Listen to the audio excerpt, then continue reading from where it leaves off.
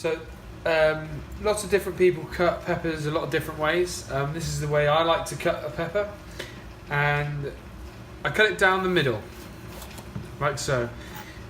And as you can see, I've missed all the seeds, and I just go down, around,